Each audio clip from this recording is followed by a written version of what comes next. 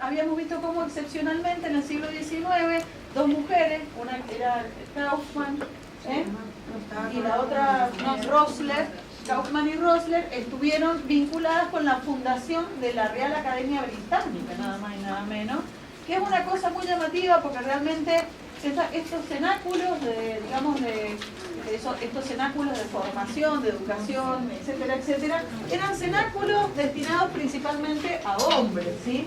A estas mujeres se le dio el espacio, estuvieron vinculadas. Ya vimos también qué pasó cuando otra mujer representó al grupo de artistas que había fundado esta academia, que no las representó en un retrato atrás. A ver, vamos a volver a esa obra, que es bastante importante.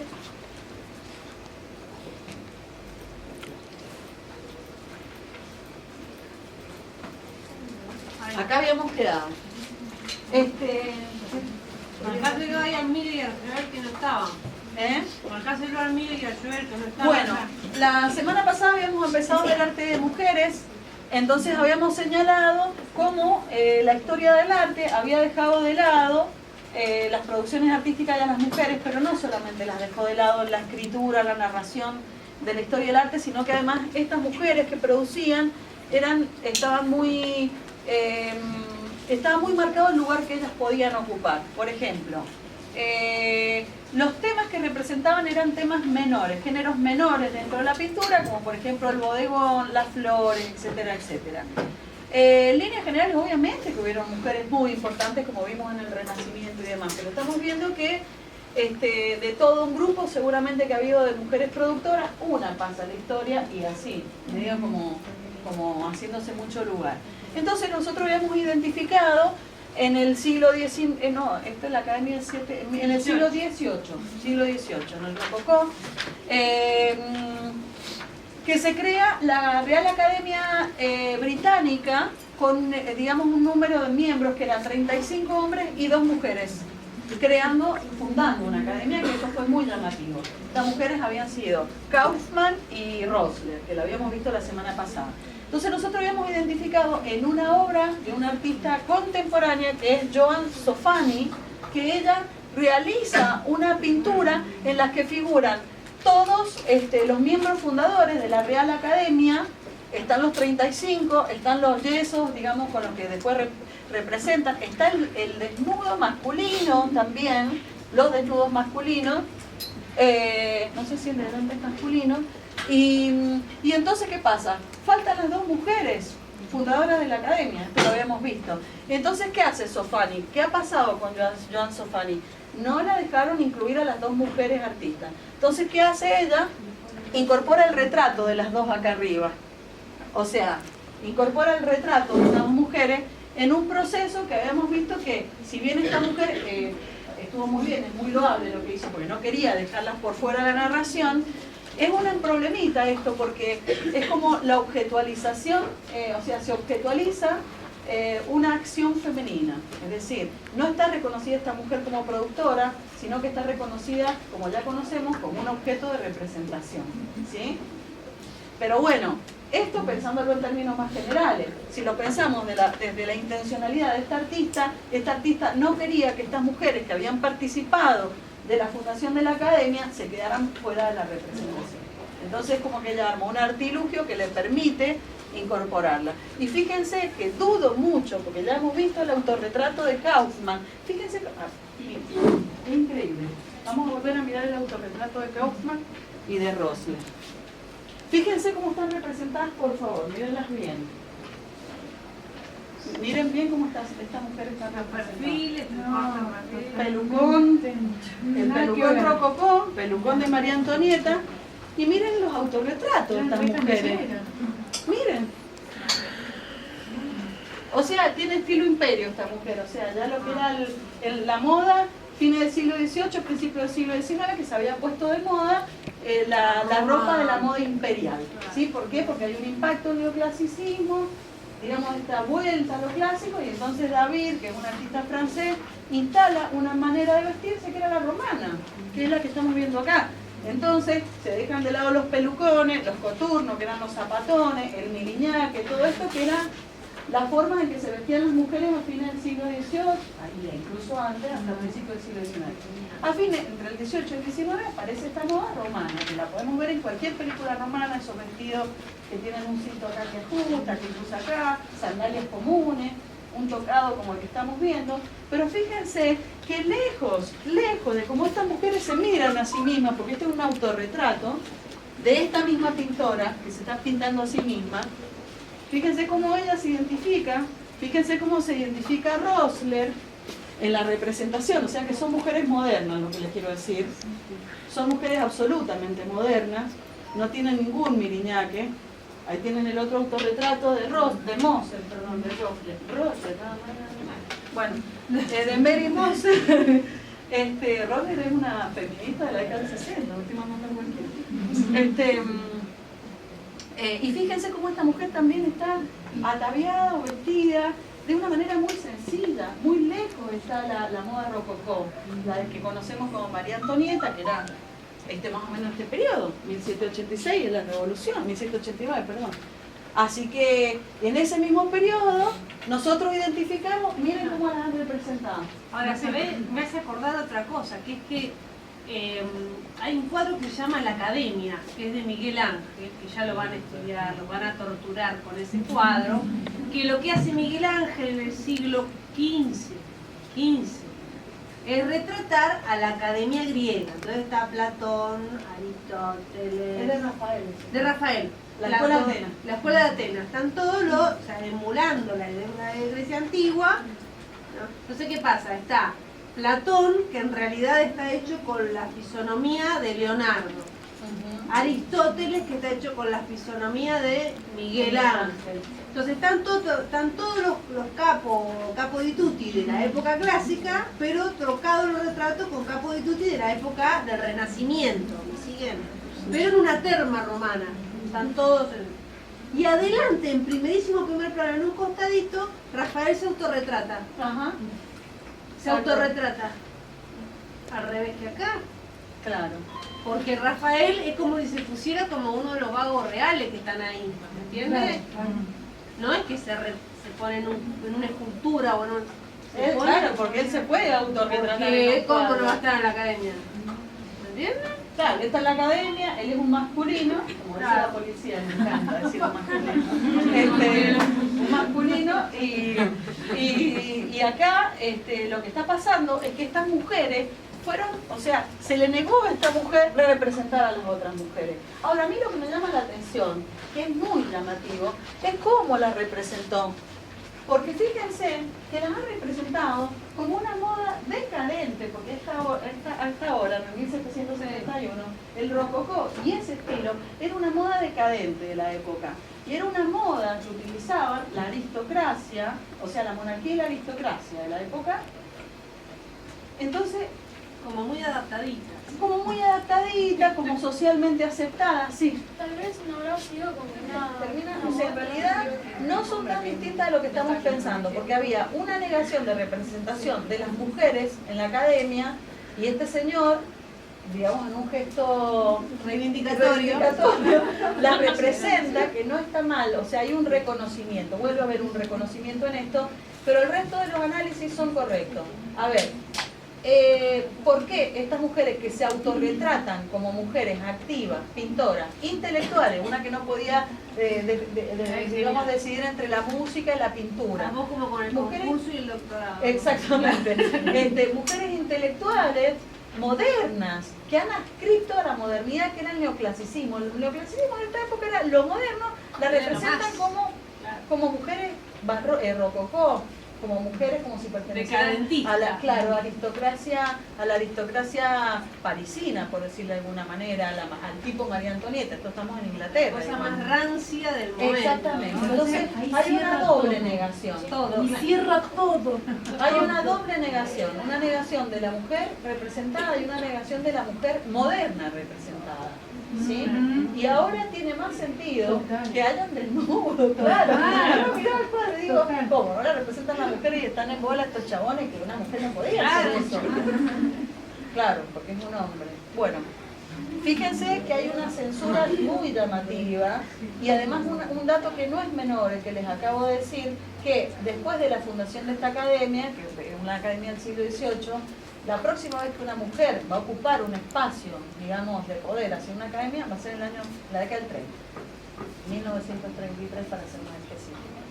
Entonces, es bastante llamativo esto, pero bueno, también es importante todos los datos. A ver, ¿qué es importante? Fíjense que el trabajo que nosotros estamos haciendo es bueno, para ustedes, para mí también, que es identificar de qué nos está hablando una imagen, ¿sí? Porque fíjense que si nosotros, todas las cosas que nosotros podríamos deducir a partir de esta imagen, pero seccionando, digamos, la parte que estamos trabajando, que son estas dos mujeres representadas en los cuadros, estamos viendo que estas mujeres no son las que estamos, no es ni Moser, ni es Kaufman, ni son verdaderamente sus retratos, ni es como si ella se autorrepresenta, ni es como se viste, ni es nada. O sea que hay una idealización, no solamente del rol de la mujer, sino además de la apariencia. Está muy, muy pautada, muy codificada la apariencia de la mujer. Y la apariencia de la mujer tiene que ser esa, no la moderna, neoclásica, que está como más suelta de cuerpo, más liberada, puede respirar, ya no tiene ese ¿cómo que se llama? Esos corsés terroríficos, ¿sí? Esos pelucones que el Piojo más chico era así, cuando se pasaban los peines. Sí. Y sí, blanco lo ve más. Claro, para usar esos pelucones, lo pueden ver en cualquier lugar, lo pueden ver en cualquiera de las María Isabel, de la reina Isabel, que cuando se sacan las pelucas son peladas. Porque no respira el... Claro, no, y además porque se tienen que meter unos pelucones así, que después que si tenés pelo y todo se te complica, entonces se pelaban y se mandaban los pelucones. Ahí creo que sacaron las ganas de representarlas como ellos querían que sean. Entonces, si una mujer no podía ir a la academia, no tenía acceso a la representación de modelo vivo, porque sería un desnudo. Y bueno, claramente ese tipo de cosas terminan impactando en que las mujeres tenían temas posibles de ser representados y temas no posibles. ¿Se acuerdan que yo les comenté? ¿Ustedes fueron o no me acuerdo? Porque a alguien le comenté, no sé si se lo dije a ustedes, cuando que yo doy arte, estaba dando arte de Mendoza, entonces estaba mostrando los artistas que hacíamos lo que hemos visto, y yo les dije que había una mujer que se llamaba Elena Kaufmani, que fue la fundadora también de la Academia de Artes acá en el 15, la cofundadora, digamos que el principal fue Vicente Rey La Estrella, que era como el director, y ella era la codirectora, o la vicedirectora. Entonces ella se había formado, había dejado Europa, había estudiado en Buenos Aires, exactamente lo mismo, pero la hace pelota una crítica en el Salón del 18. La hacen pelota, o sea que no, que era académica, que no sabía dibujar, esa mujer desaparece, ¿sí? Ahora bien, yo me acuerdo cuando yo cursé Historia del Arte Americano Argentino que decían, acá en el siglo XIX, las que más pintaban, las que más dibujaban, eran mujeres, acá. Eran mujeres, no había academia, no había nada. Fernando Fader, ¿a quién le enseñó? Una mujer, Adela, con la que se casan, ahí en la Neuquén del Sur. Entonces las mujeres tenían mucho interés de representar, pero ¿qué pasa? A las mujeres el género menor. Entonces, el género menor, no hay mujeres artistas, se dedican a hacer pinturitas y qué sé yo. Pero ¿y cuál era el lugar? ¿Cuál era la posibilidad para las mujeres? Me pregunto. O sea, realmente un estudio de mujeres, incluso acá en Mendoza, sería muy necesario considerando que la mayor producción del siglo XIX en Mendoza es de mujeres. Entonces fíjense cómo han sido corridas. Ahora vaya a saber dónde están esas obras si existen, porque en 1861 un terremoto destruyó todo, vaya a saber qué quedó. O sea, fíjense cómo grandes partes de la historia se van perdiendo por este tipo de recortes importantes. Todo lo que tienen que tener en cuenta ustedes. Y tienen que empezar, cuando ven una obra, mirarla con, digamos, políticamente, no política partidaria, pero sí tienen que ver qué es lo que está representado. En términos del poder. Claro, del poder, porque fíjense en ese cuadro que acabamos de ver, es casi un manifiesto de lo que se podía, no se podía, de cómo se debía y cómo no se debía, ¿sí? Entonces, fíjense todo lo que nos puede decir una obra en estos términos, ¿sí? Bueno, acá tenemos otra muchachita, retrato de una violinista, 1773, que también es un retrato de una mujer, o sea, no es un autorretrato, es un retrato, un autorretrato, bien. Entonces fíjense nuevamente que nosotros miramos la factura, si nosotros miramos la factura, o sea, la forma en que se ha hecho, las decisiones estéticas que ha tomado el artista, el manejo anatómico que tiene, y nada que agregar, o sea, es una artista hecha y derecha, digamos. Una artista muy bien formada, fíjense cómo está trabajando las telas, cómo trabaja la calidad de las telas, fíjense el instrumento, la madera, o sea, la calidad de los elementos que están representando. Claramente, yo no sé cómo hacían, si no podían entrar a la academia o lo que fuera, pero se las ingeniaban para tener un modelo en su casa, o como se hacía acá antes, que no me acuerdo cuando estudiaba dibujo, que no llegábamos con nada, contratábamos a alguien que nos posara y nosotros nos juntábamos a dibujar, que no iba a quedar nada. Entonces, bueno, esa también debe haber sido una probable práctica. Sí, la de Artemisia Gentileschi que veíamos la otra vez. ¿Cómo Bueno, hacía? Claro, ¿cómo hacía? Bueno, el caso de Artemisia ese es el caso llamativo que yo no me acordaba el nombre del artista el otro día, que les comentaba que mucho tiempo se pensó que la obra de ella era de un hombre. O sea, no había sido ella legitimada. En su momento fíjense que en su momento hay mujeres que son reconocidas. Las mujeres que yo les he mostrado el Renacimiento son reconocidas, y Artemisia también, pero después como que la historia trata de borrar ahí, de dibujar, y esa obra, como una obra, ya vimos que potencia esa obra, después fue adjudicada a un hombre. Bueno, después se corrigió eso, porque justamente Artemisia Gentileschi es una de las mujeres bastante reconocidas. Otra obra de esta mujer que es maravillosa, sí, es maravillosa esta naturaleza muerta, para que veamos que el género menor, a ver, ¿quién se hace el sumito ahí? ¿Quién es capaz de hacer el sumito? Yo no. Fíjense que es que da hambre, y se nota la calidez de esa cocina, la transfiere, la traslada. Es impresionante esta obra, me encantó, por eso la seleccioné. Bueno, claramente, fíjense que ser pintora de género menor no te hace más mal pintora, ¿se entiende? Al contrario, miren lo que esto es magnífico. Es una obra magnífica, realmente. Que era general, el lugar a donde iban a parar todo. Yo les traje, porque a ver, yo hice una selección justamente de lo que no son los temas más comunes, salvo que tengan esta excelencia técnica, el de las flores que les mostré la otra vez, que es maravilloso, pero la verdad es que si uno recorre, si uno hace este recorrido de... Bueno, ahí verán entonces qué maravilla, esta obra es alucinante. Bueno, acá tenemos otra, 1831, un obrón. La verdad es que esta artista es muy importante, porque además está dialogando con los artistas románticos, digamos, de este periodo, que van a pintar la inmensidad, la maravilla del paisaje, la dimensión espiritual del paisaje, que se le llama medio sublime a veces y demás, y la verdad con una gran maestría técnica, nuevamente.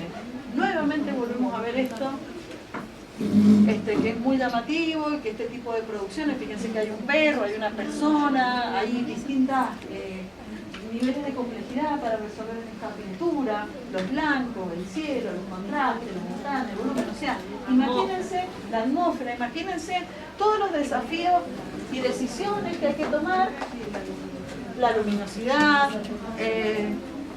la variación que hay, bueno, una serie de cosas. Estas son las cosas que ustedes tienen que empezar a adiestrar el ojo, como obviamente que somos de la cultura de la reproducción, por eso cada vez que puedan chapar una obra real van a la muestra, como cuando estuvo a Sony, todo lo que haya que puedan realmente ir y mirar y enfrentarse a la obra, a la materialidad de la obra, háganlo, porque si no, esto es como una mentira, porque uno mira esto y después cuando tenés la posibilidad de ir y ver los cuadros realmente, vos decís, no es ser nomás, o sea, estoy diciendo estilada, o sea, cuando uno ve el cuadro real, ves la materialidad, ves el tamaño, y ves qué sé yo, vos decís, bueno, sí, hasta la obra neoclásica de David se te caen las medias, o sea, no hay, ay no, que el neoclasicismo, que las figuras están congeladas, sí, ajá, un cuadro de 5 metros, 6 metros, no, maravilloso, realmente maravilloso. Entonces, bueno, acá nos va a tocar ver mucha reproducción y tratar de pensar qué desafíos podemos ver en este tipo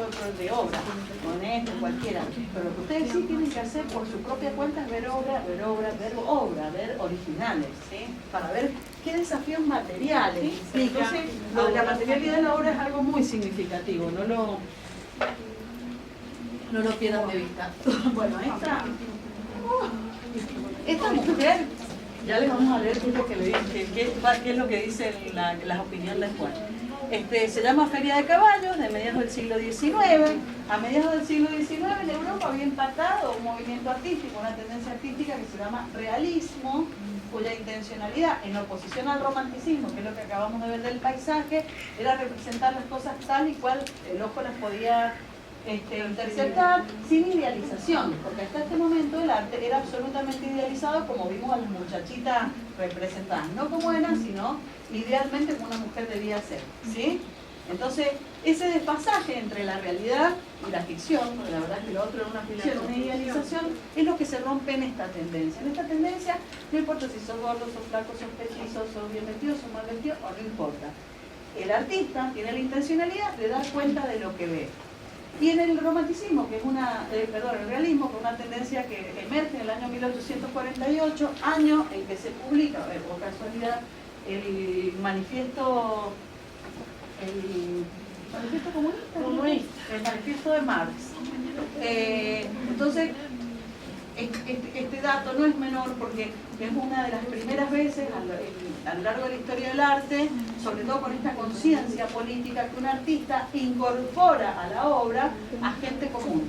O sea, que no eran ni de la aristocracia, ni de la clase burguesa, ni eran los reyes, ni era Dios, ni era la Virgen, ni eran las alegorías, los paganos. Aparecen las personas de carne y hueso representadas tal y cuales son. Eso generó otra que violencia arriba. Un descontrol porque la gente estaba acostumbrada a ir a ver cosas bellas, cosas espirituales, bellas, no sé, que apelaron a otras dimensiones, claro, a lo que se entendía como bello, que era ese ideal. Entonces de golpe ver, por ejemplo, Señorita al borde de Sena, que no lo traje, no se le quiere hablar de esto, pero hay una obra de Courbet que hay dos prostitutas durmiendo a la orilla de Sena que uno identificaba quiénes eran, las que estaban durmiendo ahí. Entonces, era como una afrenta a la sociedad, digamos, pacata de esa época. Bueno, eso para mí es la revolución del arte, para mí, del siglo XIX, que dicen que arranca con el impresionismo, para mí arranca con Courbet. Esto es revolucionario. Entonces, esta mujer está en este ámbito, digamos, está en el diálogo ahí entre realismo y romanticismo, que el romanticismo también era súper idealizado. Está ahí porque fíjense que es un caballo, así todo encabrillado, pero bonitón, y los caballos briosos. Bueno, una serie de elementos que los datos están tomados de la realidad, un poquito idealizados, pero claramente es una... fíjense que dicen que Rosa Bonheur fue la mujer más conocida del siglo XIX. Y fíjense, si quieren después vuelvo, es muy lindo este cuadro, que dice una crítica del mercado de caballos de su obra al momento, dice, es verdaderamente una pintura varonil, llena de nervios, sólida, plena de franqueza. Claro, tenía que ser un hombre, porque estaba muy bien hecha. Entonces, es verdaderamente una pintura varonil, llena de nervios, sólida, plena de franqueza. Ella practica el arte seriamente y se la puede tratar como un hombre. La pintura no es para ella una variedad de bordado al petit boy. ¿Se dan cuenta? ¿Ustedes entienden? El caballo es el que escribe. Pero si ahora pasó con el mundial femenino.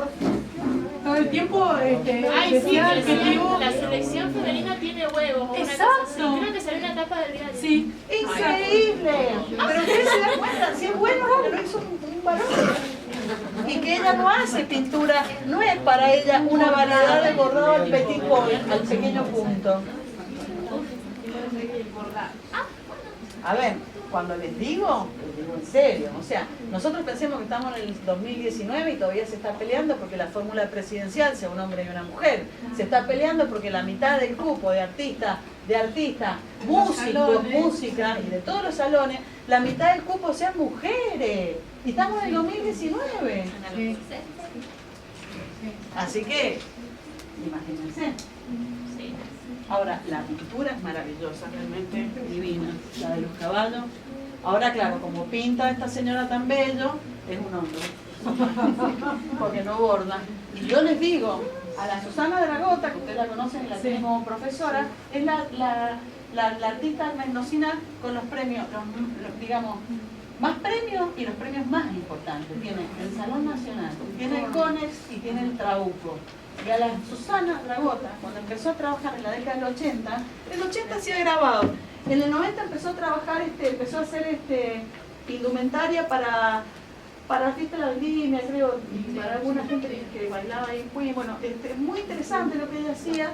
Entonces, después de ahí, ella traslada esta cuestión claro, la traslada a la obra, pero la hace más copada. Y todo esto lo hace porque ella hacía indumentaria para teatro. Entonces, ustedes ven que tienen cierres, cosas fáciles, entonces ella rápidamente y ya te podías cambiar. Bueno, todo esto que ella lo empieza a hacer como ropa de teatro y toda esta cuestión, lo traslada afuera, lo hace obra, y acá, porque todavía, o sea, los profesores que yo tuve, creo que quedan un par, pero la mayoría se han jubilado.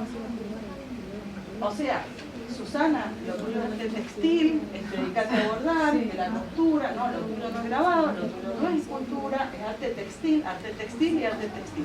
Entonces a lo mejor, o sea, no es que el arte textil sea malo, lo que pasa es que como siempre todas las mujeres que hacían obra, el arte textil, queda como peyorativo, una cosa mala, algo peyorativo. Como esto mismo que acabamos de ver, el petit pony, era eso. Entonces, yo digo, miércoles, por las que ha pasado la Susana, ustedes ya haciendo entrevistas que lo pueden contar claramente las machiruleadas por las que ha pasado. Y sin embargo tienen los premios más importantes. Ninguno los tiene. Algunos tendrá uno, pero los 3 puntos los tiene ella.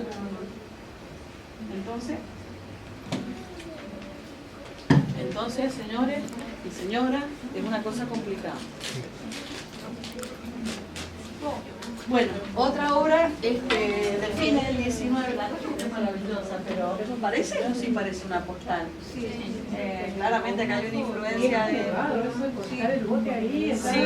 Sí. Lo que pasa es que acá haya impactado la enseñanza de la foto y del grabado japonés. Claro, muy linda, muy linda obra. Bueno, les traje una variedad para que vean que las mujeres se la pintaron todas y se la pintaron distintos temas con distintos niveles de problemáticas, de complejidad y de desafíos, ¿sí?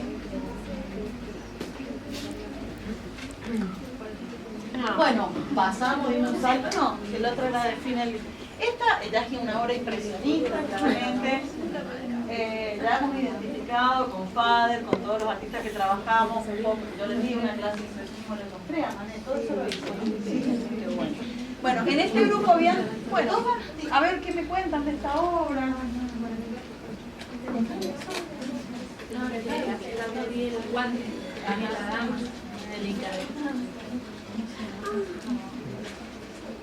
Bueno, es una obra hermosa, la verdad que la obra de Berta Escontizó es hermosa, es muy linda. Bueno, fíjense que acá están representadas mujeres en un bote con todo lo que es la búsqueda impresionista, la captación de la luz sobre la atmósfera, cómo esta atmósfera impacta en los objetos, cómo la luz divide el color en multiplicidad de gamas, bueno, todo lo que va a ser la problemática impresionista. Pero con un nivel de... Hay algo que la hace distinta claramente a los impresionistas, a los masculinos que hemos visto. Las hace muy distintas. Fíjense esto que está acá, que es excelente. Eso que no ha terminado en el vestido, que lo ha dejado ahí semi-dibujado, muy lindo. Y el color de la sombrilla, que el mismo color se repite en el agua así en unas pinceladas. Exactamente. Así que bueno, imagínense los niveles de complejidad. A ver, ¿qué hay de distinto, por ejemplo, si nosotros pensamos en una obra, a ver si se acuerdan de alguna, de Impresión Sol Naciente o cualquiera de las de Pizarro, el que hacía las nieves?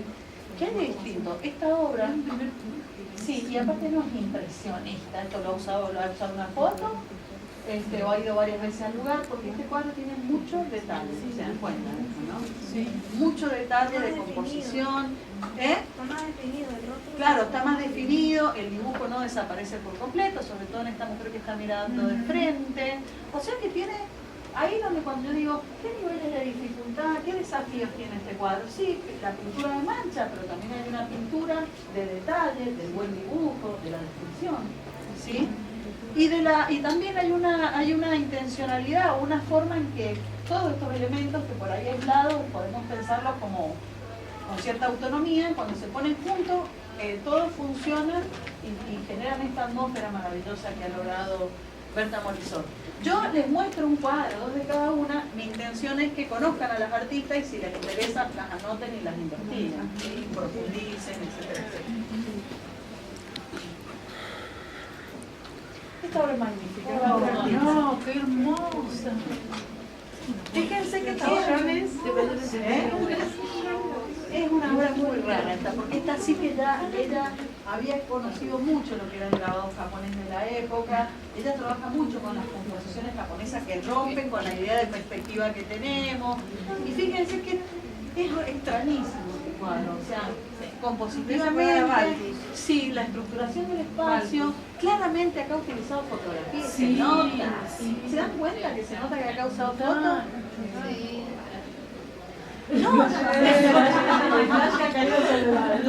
No, pero fíjense la discreción de esta chiquita en el sillón. Eso es fotografía. Sí. Aparte, fíjense que ella está trabajando.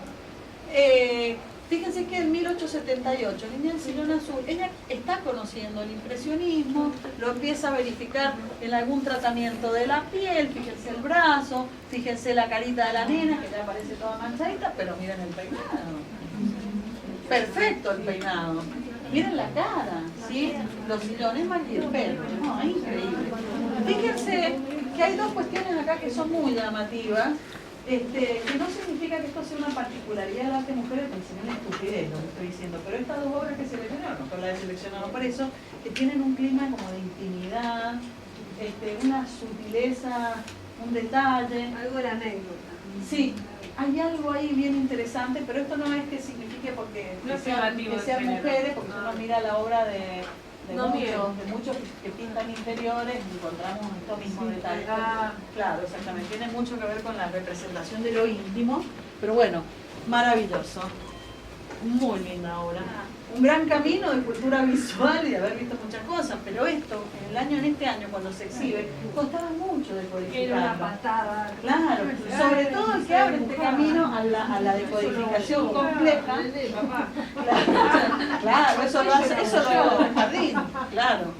Que me enseñaban a usar témpera. Esa es la idea que se tiene mucho, pero fíjense que avanzar a estas formas como más sencillas del arte costó 400 años, costó mucho. Entonces, la ruptura de estos valores, de estos grandes modelos renacentistas y demás, y avanzar sobre la experimentación, obviamente que quien avanzó y dio un paso así, un salto vacío fue el impresionismo. El impresionismo dijo, chau dibujo, chau composición, chau todo. Vamos a representar lo instantáneo, lo fugaz, y eso es lo que es. El resto no nos importa. Y luego otro eran los grandes valores de la pintura. El dibujar bien, el construir bien compositivamente. Entonces, ¿qué pasó? Que se pensaron que los impresionistas eran artistas que no sabían pintar y no sabían. Y algo que quedó, porque en cierta idea. Yo cuando puse acá en nuestra facultad, que hacía arte geométrico, decían que no sabía dibujar. No sabía dibujar más o menos. Me la arreglaba como cualquier estudiante de arte. O sea, que no era una privilegiada. Pero tampoco es para decir que uno elige formas de hacer arte porque por la limitación. Claro. Exactamente, no es así. Bueno, seguramente esto les han dicho de todo. Bueno, lo que nosotros estamos observando, todavía no hemos entrado en problemáticas de la vanguardia artística, me estoy como medio adelantando porque estoy mostrando arte de mujeres y les seleccioné una variedad, pero claramente en el año 1908 se produce la emergencia de los primeros lenguajes de vanguardia, ¿sí?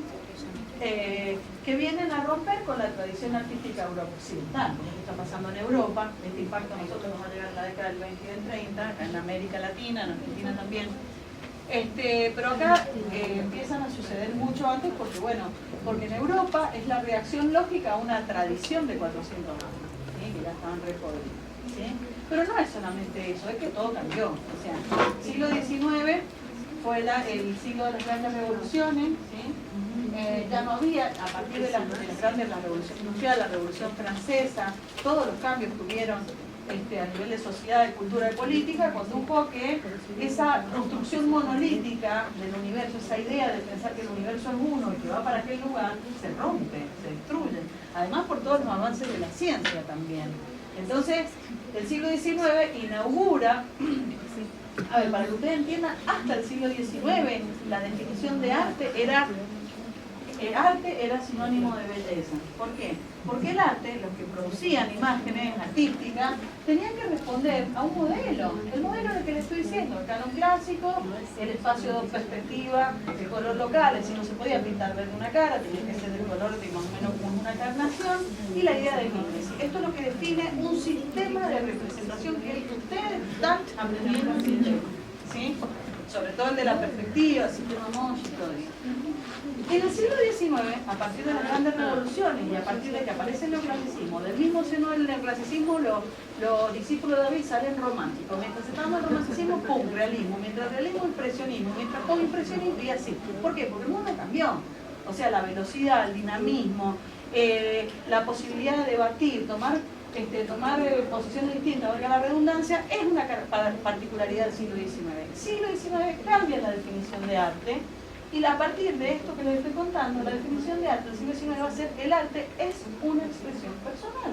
Así que imagínense, de una hipercodificación antes, que el arte era belleza, y que la belleza, había una forma de que el arte debía ser bello, y era así, no había cómo cambiar, al arte como expresión personal, y que cada uno, que cada uno pueda hacer lo que quiera, y hubo un cambio del mundo. Entonces cuando decimos se modifica, los artistas empiezan a cuestionar el sistema de representación y empiezan a cuestionar el mundo, su posición en el universo, las formas de producir, etcétera, etcétera. Y claro, de ahí aparece una gran variedad de producciones. Que eso ya inaugurado en el siglo XIX, eclosiona con la vanguardia. Entonces vamos a tener 1904, 1905, la emergencia de el expresionismo en Alemania, del fauvismo en Francia, y así podemos ir pensando una explosión. Entonces, este tipo de obra que estamos viendo, si bien en Francia tuvo un correlato que se llama fauvismo, que es alemana, y ¿cómo es que se llama? Se llama dentro de lo que es la vanguardia los tipos de expresionismo. El expresionismo alemán en alguna de sus variantes, hacia el poeta, la azul. ¿Sí? Entonces, ¿qué nosotros verificamos acá? Verificamos que hay un gran interés en la utilización del color con carácter expresivo, como lo dice bien el nombre. O sea, la utilización del color, el énfasis que hacen en estos contrastes, la utilización de este negro para resaltar y redondear, la intencionalidad de estos artistas es utilizar un color en parte en lo emocional, digamos la cuestión expresiva, emocional, no sé más de sentimental, no, emocional. Entonces cuando esto ¿quién lo inaugura? No lo inaugura, pero ¿quién va a ser como más pionero en esto? Van Gogh. Van Gogh se puede ver claramente esa utilización del color expresivo. O sea, que está hablando de una emoción, sí, de un estado interno, exactamente. Esto es lo que nosotros estamos viendo acá. Y esta mujer que lo ha hecho magnífico, maravilloso. Vanessa Bell, 1912, también expresionista. Fíjense qué obra rara. Bastante llamativa. Sí, el rostro es increíble, porque es un rostro no terminado. Bueno. Qué bien está la mano. Sí, está tejiendo, pareciera, ¿no? Sí, sí. Está totalmente asentada la figura, con 4 líneas como... Sí, y se nota hasta el estado, ¿sí? El estado de reposo, cómo cae en el sillón. Fíjense ese tratamiento de fondo rarísimo, así, fíjense las pinceladas, cómo las resuelve. Fíjense la parte esta de que está en el sillón ahí al lado, que es prácticamente una composición abstracta. No hay alguna, eso es lo que yo les decía.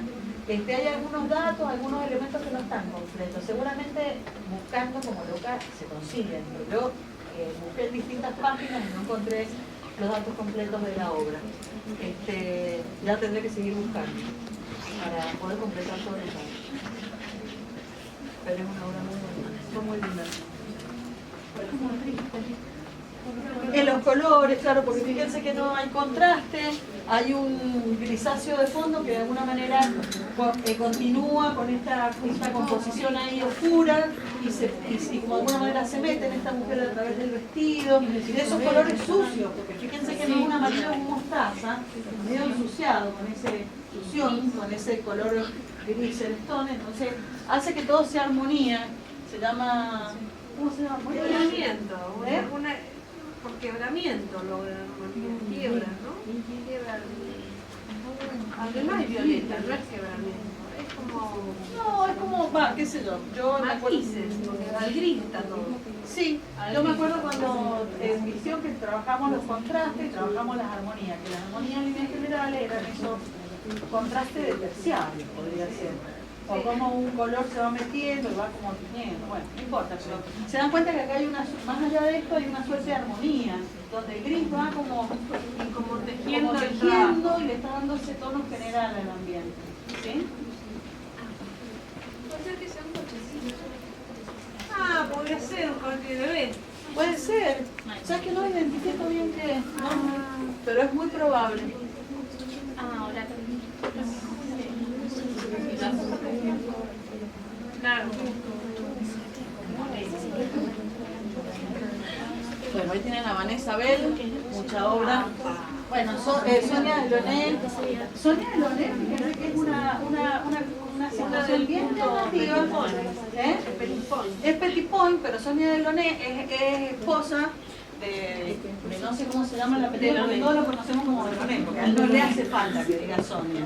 Es un hombre que era vanguardista y que, digamos, el tipo de obra que hacen es como una deriva, algo que deriva de las búsquedas cubistas, del cubismo, de la vanguardia. Entonces ellos empiezan a hacer como círculos concéntricos, bueno, otro tipo de producción más abstracta, claramente. Ya con un impacto en este periodo de ciertas búsquedas que también, que van a ser del collage que había creado el cubismo, entonces si bien no es un collage, está introduciendo nombres, letras, etcétera, etcétera. Delaunay, Sonia, que era la esposa de un artista, ella sí tuvo el reconocimiento en su época, siempre fue conocido Sonia Delaunay, sí, pero bueno, también convengamos que no sé cuál es el apellido original porque utilizó el apellido directamente del esposo y es conocida como esposa de un pintor, obviamente menor, un artista mucho menor. Hacía pinzas. ¿Sí? ¿También? Diseñaba pinzas. Estaba vinculada con el cine Italia. Mira vos, qué interesante. También un género menor. Claro, y fíjense que también, si bien Sonia Delaunay corrió con mayor suerte que Frida Kahlo, porque Frida Kahlo ha sido una mujer muy recuperada en estas últimas décadas, pero siempre fue la esposa de Diego Rivera. Sonia Delaunay se hizo su propio lugar, ¿sí? Pero siempre como a la luz a la sombra, no a la luz del maridito. Sí. Pero bueno, la obra es bien interesante. ¿Qué es el orfismo? El orfismo es... Claro, el orfismo es una variante, como les decía, del cubismo. Cubismo lo conocen. Y de la cuestión, y de la cuestión simbolista también, ¿no? Sí, en realidad, sí, porque el orfismo viene de una cuestión gráfica y también media simbolista, pero es utilizada en esta línea que se llama orfismo, que es una variante del cubismo en la que se van a estar trabajando mayormente. El orfismo está vinculado con lo circular, con una cuestión, entonces siempre van a ser como círculos, cosas, medio círculo, semicírculo, o ese tipo de obra, tanto la de Delaunay como la de Sonia. Apellido Stern, como la Greta Stern. Apellido de soltera es Stern. Mirá vos. Sara y Lolof Stern. Muy difícil lo que chicos. Bueno, viste, no se la conoce. Sara, Robert Delaunay se llamaba el marido. Y porque estoy con bastante, pero estoy buscando lo de la indumentaria. Espérate. Ustedes sí, yo no tengo.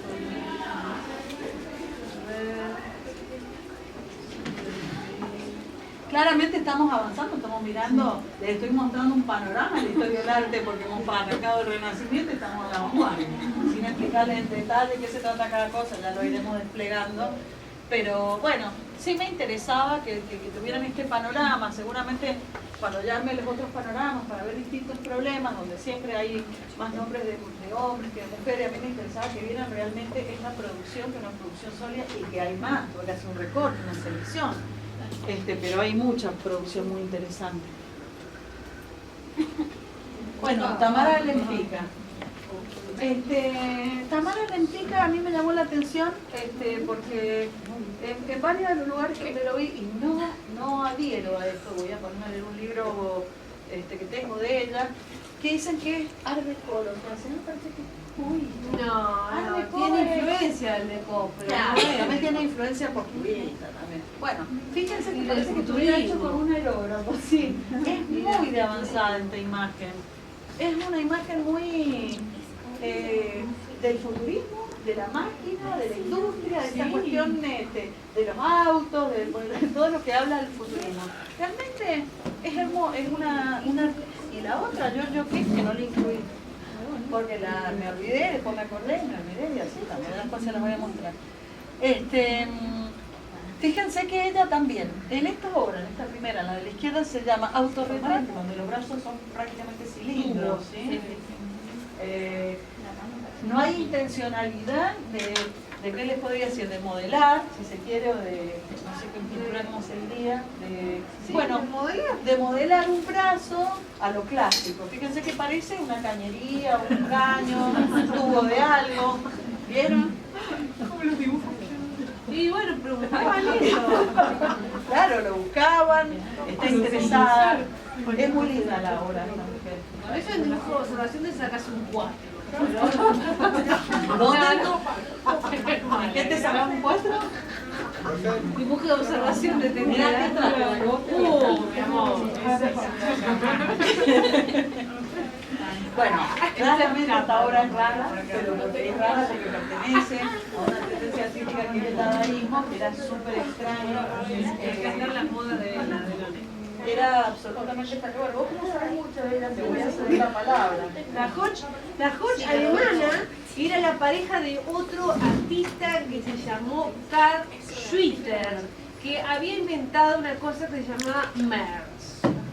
Los MERS eran una montonera de material de desecho, casi siempre maderitas y cositas, y armaba como unos collages gordos, ¿no? Como con cierto alto relieve, diríamos, con un criterio totalmente vanguardista y abstracto. Sí. Y esta mujer, Hannah Hodge, lo que hacía, que era re interesante, era juntar revistas. Y en ese momento la revista no es como ahora que vas al médico y tenés 2 revistas bolas repetidas. Era más difícil conseguir material impreso, masivo, que se desechara. Y ella conseguía, pero de todo tipo, revistas, por ejemplo, de moda de la época, de vanidad de la época, pero también se metió a conseguir catálogos de museos importantes de diferentes lugares del mundo. Y una de las series más famosas de ella tiene que ver con una combinación, ¿trajiste más imágenes? No sé, creo que Una combinación que ella hace con lo que encuentra en un museo de arqueología africana con una revista de vanidades. Después búsquenlo. Se llama así como Visita a un museo antropológico, visita, van a encontrar porque es muy famosa la serie. Entonces ella lo que hace es trabajar con recortes de fotografías de revistas de diferentes orígenes, muy disímiles, pero genera una metáfora en torno a la mujer que mamita cree. Claro. Muy influenciada por el surrealismo, como notarán, por lo que se llamaba el juego dadaísta, el dadaísmo. ¿Ven que allá arriba dice dada? Arriba a la izquierda. Sí, dada. Ahí vuelve a por todos aparecer. lados. Y también muy esta cuestión de la incorporación del elemento tipográfico. Ahora, ¿qué sucede? Estas obras son tan chiquitas, es otro detalle, como las cosas que ella recortaba. O sea, porque son obras pequeñas. son obras muy pequeñas, porque esto de hacerlo grande, de llevarlo en un pendrive no existía. ¿eh? Entonces las obras son piquitini, son chicas. Claro. ¿No? Son chicas. Y esto también le costó caro, porque después para que la historia la reprodujera es bárbaro, pero para reproducir una imagen del mismo tamaño del que es, buenísimo. Pero en su momento le costó, porque todas las imágenes ya de por sí tienen un tamaño femenino, entre comillas, ¿no? Eran pequeñas, entonces no. Y también tiene una cosa muy linda que es todo un trabajo con muñecos. Hizo muñecos que son muy extraños. Muñecos muy extraños. Muy linda la obra. Muy linda la obra de ella. Y por momentos oscura y por momentos tierna. Y bueno, para mí es muy rica la imagen de ella para pensar el arte contemporáneo.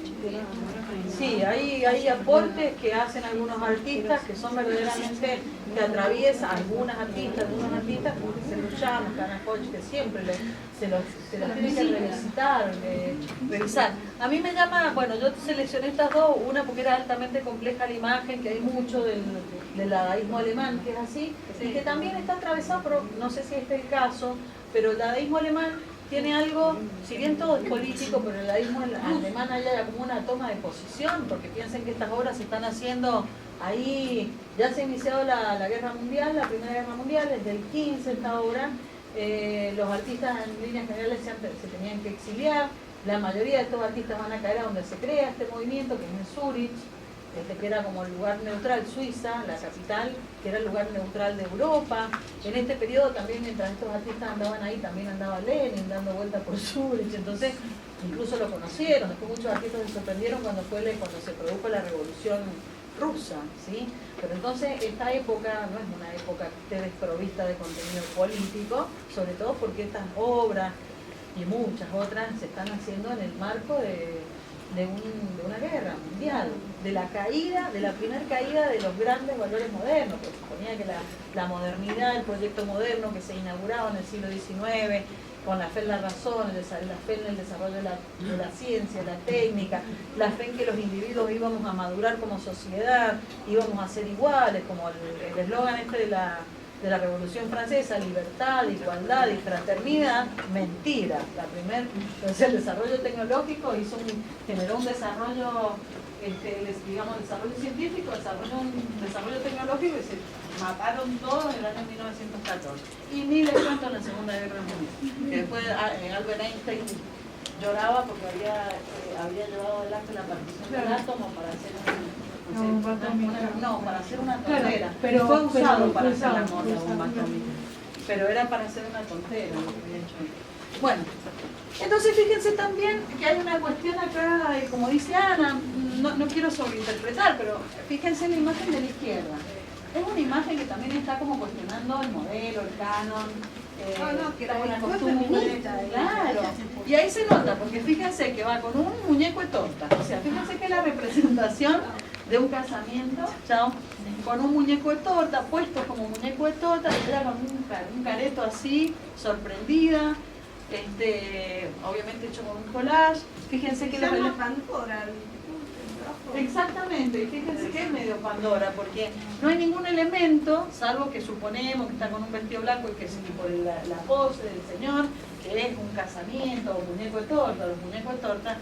Pero fíjense que ya lleva en la mano cualquier cosa, los elementos que están dando vuelta también. Entonces, hay un cuestionamiento también a los modales y a las buenas costumbres. Esto ya muchísimo más complejo. A la racionalidad de los roles establecidos, ¿no? Exactamente. Al orden. Fíjense, en el primer trabajo el ojo no sabe qué hacer. Una cosa esta cosa caótica, y bueno, que necesitaban evidentemente para volver a armar una estructura, ¿no? Sí, bueno, yo corté acá, lo que me interesaría antes de que cierre la clase, que quedan 10 minutos, es que me comenten qué les han parecido las imágenes, que si han conocido algo nuevo, más allá de que a las artistas no las conozcan, pero sin entrar en ese tipo de detalle, si conocían estas problemáticas, si sabían cuáles eran estos los lugares, si se lo habían cuestionado, si no, qué les parecen las artistas. Bueno, díganme qué les ha parecido. A mí me impresiona el rol de la mujer y esos detalles que no sabía que les pasaba antes. O sea, como que nunca me había puesto a preguntar por qué la mayoría que conocíamos eran hombres y todos los que destacaban eran hombres. Y nunca me había puesto a pensar que en realidad obviamente había mujeres que les interesaban, solo que no estaban conocidas y estaban apagadas. Y eso es lo que... es llamativo, es impactante, ¿no?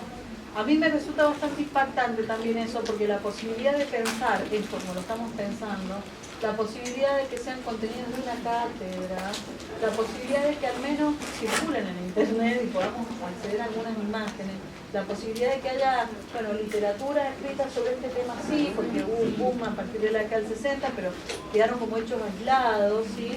Son cuestiones que están muy naturalizadas.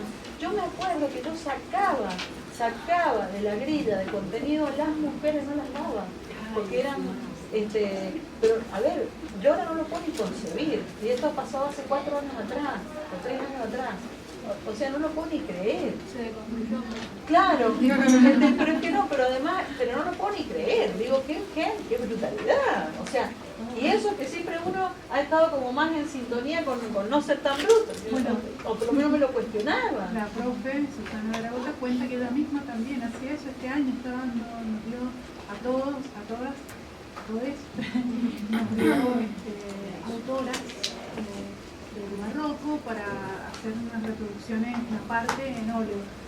Y eran pintoras. No, sí, el fallido.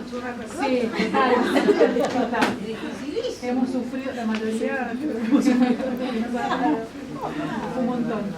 Pero hasta ella misma que ha sufrido en carne propia. Pero sí. Eso, hasta ella misma se lo cuestionaba. Lo que pasa es que los actos de resistencia a veces son inconscientes. Sí. Yo me pongo a pensar en el acto de resistencia de Susana. Yo no te quiero ni imaginar. Ella estaba con unos parchirulazos acá en la facultad. Yo no me quiero ni imaginar en la cara. no me quiero ni imaginar por lo que ha pasado, las cosas que le han dicho. Yo me acuerdo, cuando le hacía entrevistas a la profesora que ya falleció, que estaba en escultura, que se llama Inés Rotela, y ella me decía, no, porque yo trabajo con metales, y yo sueldo, y porque nosotros corresponde que lo hagamos. Yo la escuchaba, y decía, pero ¿cuál es el mambo? O sea, yo no entendía, digo, pero ¿cuál es el mambo? Que además, por lo demás, el tipo de trabajo que ella hacía, obviamente que mucho hacía ella y mucho lo hacía hacer, A un soldador.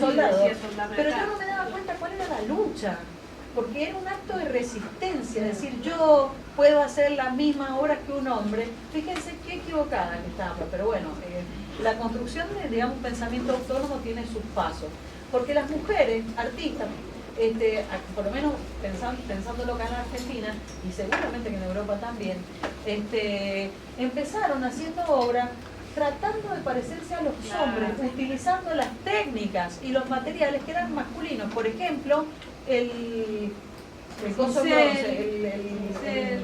mármol, la talla en mármol, la fundición, la soldadura, todas cosas que eran masculinas, y yo no encontraba el valor en lo que ella me decía, sí, lo encontraba, pero yo decía, pero ¿por qué esa necesidad?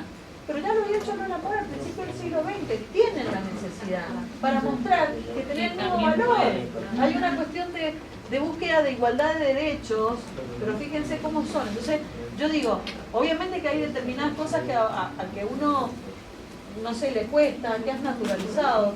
Yo la verdad es que siempre he estado en favor de las mujeres, porque soy mujer, porque me he criado en una casa machista, un montón de cosas que uno hace. Pero la verdad es que esas prácticas eran como prácticas del orden de lo privado, no de lo público. O sea, yo no me podía imaginar venir acá y cambiar una grilla y empezar a buscar. No era posible, es más, si lo hacías te iban a mirar como una loca. O sea, media loca, media chapita. ¿Se entiende? Lo bueno que tiene todo esto es que ha sido un cambio vertiginoso, y espero que no volvamos para atrás. Ruego que no volvamos para atrás. Entonces, obviamente que he hecho un recorte, hay un montón de artistas más, por eso les quiero facilitar bibliografía, por si ustedes quieren, hay sobre arte latinoamericano, más complejo los libros, porque no son de historia, son de otro tipo de reflexión de la historia del arte, pero con esto ustedes tienen una posibilidad de empezar a bucear. Ya vamos a enganchar de nuevo con algunas artistas de los 60, 70, vamos a ver algunas artistas argentinas, mendocinas también. ¿Sí? Bueno, vamos a dejar acá porque ya es la hora, pero principalmente no me da más la cabeza.